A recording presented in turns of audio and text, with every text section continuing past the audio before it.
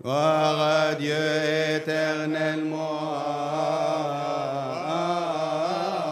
Amen.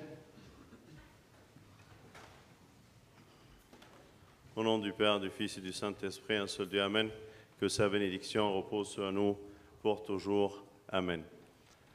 Nous avons entendu ensemble l'Évangile selon saint Luc qui nous apprend comment le Seigneur a appelé Matthieu. Matthieu qui était un collecteur d'impôts et assis à sa place, le Seigneur est passé devant lui, il lui a dit 2 mots, « Suis-moi ». Dès qu'il a entendu l'appel, il a tout quitté, il a tout abandonné pour suivre le Seigneur. C'est pas facile parce que d'un côté, le collecteur d'impôts était considéré comme un traître qui collecte l'impôt pour le colonisateur et non pas pour les Juifs. Donc il est mal vu par les Juifs d'un côté, et de l'autre, à l'intérieur de lui, il se voit quelqu'un qui n'est pas aimé. Mais le Seigneur, quand il lui a dit « Suis-moi », il lui a démontré son amour pour lui. Son amour qui est autre que l'amour de tous les Juifs ou tous ses amis et toute sa famille. Un amour qu'il a vu en tant que fils d'Abraham, en tant qu'un fils de Dieu. Et la réaction de Matthieu aussi est tellement admirable parce qu'il a tout quitté. Mais l'argent, les comptes, la comptabilité, tout ce que j'ai comme travail, est-ce que je peux tout abandonner pour le Seigneur? C'est vraiment admirable cette vie que Matthieu a pu faire ou témoigner, comment il était soumis à la volonté du Seigneur.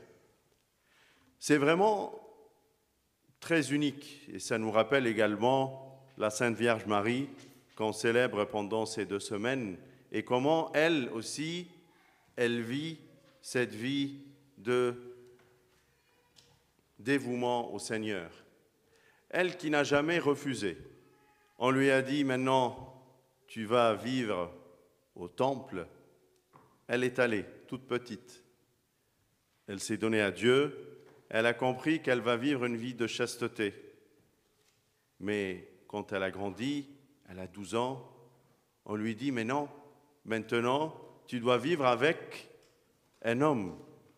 Mais Seigneur, je ne sais pas quoi faire. Est-ce que je vis avec un homme ou je vis une vie de chasteté? Quelle vie tu me demandes de faire? Mais elle a dit tout simplement que ta volonté soit faite. Une parole que nous disons aussi à chaque fois qu'on prie notre Père, que ta volonté soit faite. Mais est-ce qu'on l'a dit avec nos lèvres ou avec notre pensée? C'est vraiment une parole qui a la solution de la majorité de nos soucis. Que ta volonté soit faite.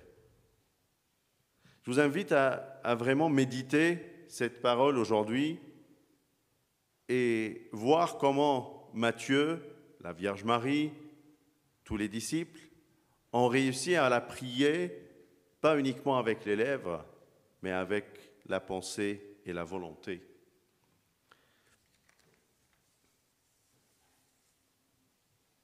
La Vierge Marie, quand l'archange Gabriel est venu lui annoncer qu'elle sera enceinte, elle a dit « Voici la servante du Seigneur, qu'il me soit fait selon ta parole, que ta volonté soit faite. »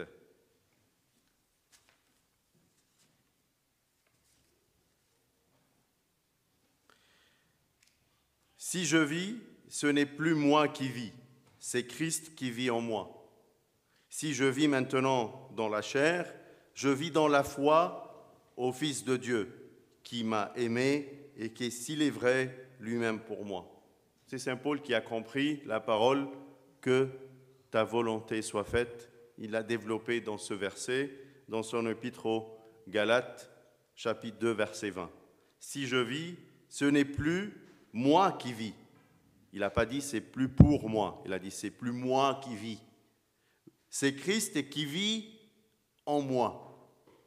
C'est ça, que ta volonté soit faite.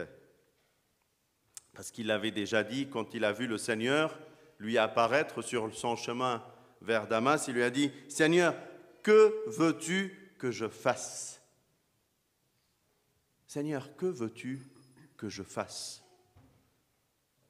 C'est peut-être un verset à dire tous les matins. Seigneur, que veux-tu que je fasse aujourd'hui? Que ta volonté soit faite dans ma journée. Ta volonté et non pas la mienne. Le vrai souci, c'est que moi je veux que ma volonté soit sa volonté et non pas que sa volonté soit ma volonté. C'est complètement différent. Moi je veux que le Seigneur me suit et non pas moi je le suis. J'ai fait un plan et je veux, Seigneur, que tu me le réussisses. Mais ce n'est pas le bon plan. Tu n'as pas bien réfléchi. Non. Tu me fais ce que je veux. Et après, je prie que ta volonté soit faite. Mais comment ça? Tu veux que sa volonté soit faite ou ta volonté? C'est comme, par exemple, tu demandes conseil à quelqu'un. Tu lui exposes le souci, le problème. Voilà, j'ai une telle difficulté. Et il te propose des solutions. Tu dis non. Mais alors pourquoi tu lui as posé la question? Parce que ce n'est pas dans ma logique. Mais c'est normal, ta logique n'a pas réussi à surmonter le souci ou le problème. Si tu ne l'obéis pas, ou si tu n'essayes pas de te mettre dans sa logique, tu n'arrives pas à profiter de son conseil. C'est exactement ça. Suis le Seigneur et dis que ta volonté soit faite. Ce n'est pas ta volonté à moi, mais sa volonté. Comme il a dit Saint Paul, si je vis, ce n'est plus moi qui vis, c'est Christ qui vit en moi. Je fais tout mesurer par rapport à la volonté de Dieu. Ça, on le voit vraiment quand on passe à travers une épreuve ou un drame qu'on ne veut pas. Et à ce moment-là, on se révolte contre Dieu. Seigneur, je ne veux pas de toi. Je ne veux pas ta présence dans ma vie. Pourquoi? Parce que tu m'as obligé à vivre une épreuve ou quelque chose que je ne veux pas. Alors comment tu dis que ta volonté soit faite?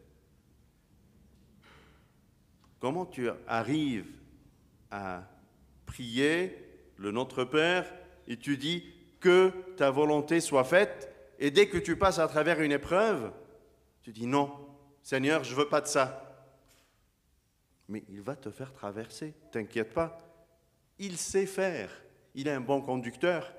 Aie confiance, comme si tu montes avec quelqu'un dans la voiture ou avec un taxi, tu as confiance qu'il sait conduire. Tu ne vas pas à chaque fois lui dire, mais attention, mais, il va faire un accident. Tu ne peux pas faire ça. Tu dois te soumettre à sa logique, à sa façon de conduire.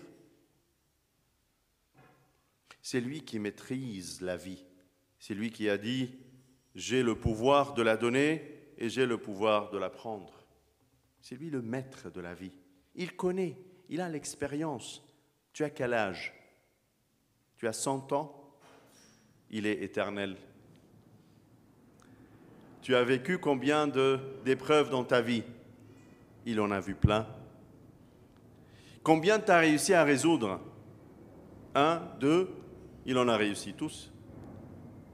Il nous a donné l'épreuve dans la tentation sur la montagne, quand il était tenté par le diable. Il en a réussi toutes les tentations, parce qu'il connaît les ruses du diable. Il a l'expérience, il a l'âge, il a tout ce qu'il faut pour que tu le suives, même dans la logique humaine. Et dans la logique spirituelle, il a offert sa vie pour toi sur la croix. Comme a dit Saint Paul, je vis dans la foi au Fils de Dieu qui m'a aimé et qui s'est livré lui-même pour moi. Il m'a tout donné. Aie confiance en lui. et dis-lui avec confiance et foi que ta volonté soit faite dans ma vie. Comme Abraham. Abraham, il a tout quitté. Il lui a dit, laisse ta famille, laisse ta terre et viens, j'ai un projet pour toi. Il a suivi. Saint Paul, il a réussi à le suivre. Matthieu, qu'on a entendu l'évangile ce matin, Pierre, tous les disciples, tous ceux qui ont réussi leur vie spirituelle ont réussi à le suivre.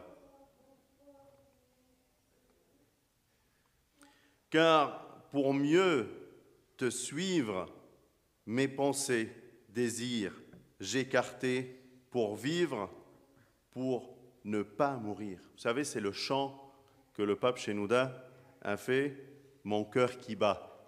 On le chante, mais parfois on ne médite pas assez les paroles.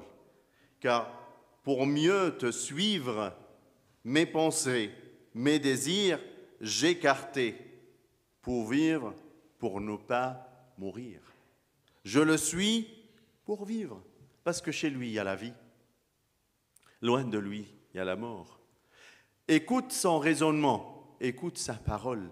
Soumets-toi à sa logique de vie. Dis pas non, non, non, ça je ne peux pas le faire parce que ce n'est pas la logique de ce monde. Ce n'est pas comme ça qu'on réussisse nos projets. Il faut connaître les ruses, les machins, il faut tourner les choses, il faut tourner les phrases, il faut. Non. Suis son chemin. Écoute sa logique. Soumets-toi à la logique de la personne à qui tu demandes conseil. Si tu le pries et tu lui demandes conseil dans ta vie, tu dois te soumettre à sa parole et à sa volonté. Même lui, il a dit, ma nourriture est de faire la volonté de celui qui m'a envoyé et d'accomplir son œuvre. C'est la nourriture de Jésus, de se soumettre à la volonté du Père. Toi aussi, tu es invité à te soumettre comme il l'a fait. Il a réussi la croix par l'obéissance. Et nous, on a un souci avec la soumission à la volonté de Dieu. Écoute son appel aujourd'hui avec Matthieu, qui te dit « Suis-moi ». Et quand tu le suis, tu vas entendre son serment qu'il a dit aux pharisiens « Détachez-vous de l'homme ancien ». On ne peut pas coller du tissu ancien sur du nouveau, ni du nouveau sur de l'ancien. Tu dois ôter l'ancien et porter le nouveau. Le nouvel homme qu'il t'a offert sur la croix, c'est une nouvelle logique. Écoute le conseil de celui qui veut t'aider pour trouver la solution de plein de soucis. Dis-lui que ta volonté soit faite dans ma vie, que ça soit du mal ou du bien. Il y a un des saints-pères qui dit, est-ce que le bien on accepte de Dieu et le mal on le refuse? Est-ce qu'on accepte le bien uniquement et le mal on refuse? Le mal dans mes yeux, il n'y a jamais de mal qui est donné par Dieu. Dieu ne donne jamais un mal. Il y a toujours une raison. Il y a toujours quelque chose qui se cache que je n'arrive pas à voir, mais que je vais comprendre plus tard. Est-ce que tu acceptes le bien que tu comprends et le mal, ou que tu le perçois comme du mal, tu le refuses? Accepte tout et dis-lui que ta volonté soit faite. Je te suis avec Matthieu, avec la Vierge Marie, avec tous les saints, pour que tu me transformes et que tu me donnes la vraie vie. النهارده احبائي سمعنا مع بعض انجيل معلمنا لوقا اللي بيكلمنا عن دعوه متى او دعوه لاوي اللي كان قاعد عند الجبايه قاعد بيجمع الضرايب وجه المسيح قدامه قال له كلمه واحده قال له اتبعني بس ما قالوش اكتر من كده. يقول لك ساب كل حاجه قام وساب الشغل وساب الحسابات وساب الفلوس وساب الناس والطابور اللي قدامه ساب كل ده وقام ومشي وراه. شيء مش سهل. اولا بالنسبه للمسيح ان هو يعني يدعو جابي للضرايب ده شيء مش سهل، ده شيء واحد يعني مرفوض من المجتمع، بيعامل معاملة كده زي الجاسوس كده اللي بيجمع الضرائب للمحتل. فطبعا مش مقبول ان هو يعني يكون واحد من تلاميذ المسيح، ده واحد كده. لكن هو شايف فيه لاوي، شايف فيه ابن إبراهيم، ابن لاوي، شايف فيه ابن الله، شايف فيه ان هو له مكان وله عمل وله دور. عشان كده قال له تعال اتبعني. ساب كل حاجة. مش سهل، مش سهل انك تسيب كل حاجة. كتير كل حاجة بتخليك تسيب المسيح، لكن صعب ان المسيح يخليك تسيب كل حاجة وتمشي وراه. صعب جدا.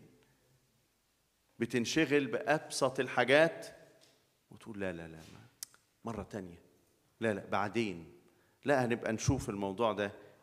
أصل الكنيسة موجودة هتروح فين؟ أصل الأجبية محطوطة هتروح فين؟ أصل يا ربنا موجود، بس الحاجة دي بس نلحق نعملها بسرعة. تتسرق. لكن تترك كل شيء وتتبعه، هو ده التبعية الحقيقية. زي كده لما العذراء ظهر لها الملاك، العذراء جميلة جدا، أكتر واحدة نجحت في اختبار التسليم، عاشت حياتها كده مسلمة كل حياتها لربنا. تيجي وهي صغيرة يقولوا لها تعالي روحي الهيكل، تقول حاضر. طفلة صغيرة، طب أنا عايز ألعب، عايز أروح، عايز، لا لا أنا هعيش في الهيكل. حاضر. عاشت في الهيكل. كبرت شوية يقولوا لها لا، ما أنت لازم تسيبي الهيكل لأن أنت كبرتي وسنك دلوقتي ما ينفعش وما إلى ذلك، فتعالي. وفي إنسان طب أنا هعيش مع إنسان إزاي؟ أنا يعني وهبت نفسي لربنا وخدمته بقالي سنين لا، ما ناقشتش، قالت إيه؟ حاضر. وراحت مسلمة حياتها لربنا. هنا أنا بحب ربنا وهعبده، هنا بحب ربنا وهكرمه، هنا هعمل مشيئته، هنا هعمل مشيئته. أنا بقول له لتكن مشيئتك. مفتاح لكتير من المشاكل في حياتنا، عبارة بنقولها في أبانا الذي. كل ما نصلي نقول أبانا الذي، نقول إيه؟ لتكن مشيئتك. لكن سهل أقولها بشفايفي، صعب أقولها بعقلي، أو صعب أقولها بذكائي وبفكري وبمعرفتي وبشطارتي. أقول له لتكن مشيئتك إزاي؟ ما أنا عارف كويس، لكن سهل أقولها بشفايفي. كل ما أصلي أقول لتكن مشيئتك. العذراء كانت عارفة تنجح في كلمة لتكن مشيئتك. يقولوا لها هنا لتكن مشيئتك يا رب، طب تعالي هنا لتكن مشيئتك يا رب. جه الملاك ظهر لها وقال لها الروح القدس يحل عليك وقوة العلي تظللك قالت له ايه؟ هو ذا انا أمة الرب ليكن لي كقولك. لتكن مشيئتك يا رب. عارفاها، حافظاها كويس. لتكن مشيئتك يا رب في حياتي. مفتاح. تيجي مشكلة في حياتك، تتكهرب، تتشد، تبقى مش عارف تعمل ايه، لا تنسيت معاك مفتاح اسمه لتكن مشيئتك يا رب. تيجي يعني أي أزمة، أي تعب، أي حاجة كده، يا رب اتصرف. بس المشكلة إن أنت بتبقى عايزه هو يعمل بمشيئتك أنت، بتفكيرك أنت. عايزه هو الغير محدود يفكر بتفكيرك أنت المحدود ويحل لك المشكلة على مزاجك. هو أنت اللي هتتبعه ولا هو اللي هيتبعك؟ هو مين اللي ماشي ورا التاني؟ زي واحد كده مثلا في مشكلة، فواحد بينصحه يقول له لا لا لا ما ينفعش. ما ينفعش ليه؟ أصل المنطق بتاعك ما ينفعش في المشكلة دي. طب ما أنت جربت المنطق بتاعك أنت وما ينفعش، امال أنت بتسأله ليه؟ ليه بتعرض عليه المشكلة؟ لأن أنت مش عارف تحلها. طب ما تجرب، شوف، حط كده يعني نفسك في المنطق بتاعه وشوف، يمكن تنفع. طبعا ده على الحكمة البشرية، ممكن يكون المنطق بتاعه ما ينفعش، بس على الأقل لو طلبت منه لازم تسمع كلام، تمشي معاه في الطريق، وإلا يبقى ملوش لازمة أنك تطلب منه نصيحة، تبقى نصيحة بقى كلام فاضي، ما ينفعش. يبقى لازم تحط عقلك في حكمة الله أو في مشيئة الله عشان تعرف تشوفها وتعرف تستفيد بيها في حياتك، مش العكس.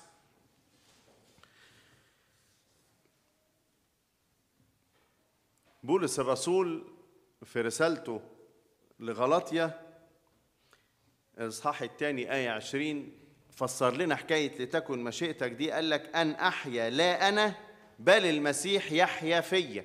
أصل هو المسيح اللي عايش فيا أصلا، يعني أنا بفكر بطريقته، بقيس كل حاجة بحسب فكره، بعمل بالطريقة بتاعته. لا أحيا لا أنا بل المسيح يحيا في. أصل أنا وأنا ماشي كده رايح دمشق عشان أضطهد المسيحيين، ظهر لي المسيح في السكة، ولما ظهر لي أنا بقيت مش عارف أعمل إيه، فقلت له عبارة جميلة: يا رب ماذا تريد أن أفعل؟ أعمل إيه يا رب؟ عبارة جميلة جدا. لو كل يوم الصبح كده وانت نازل رايح شغلك وانت رايح الكلية وانت رايح المدرسة وانت رايح أي مكان، تقول يا رب ماذا تريد أن أفعل؟ أعمل إيه النهاردة؟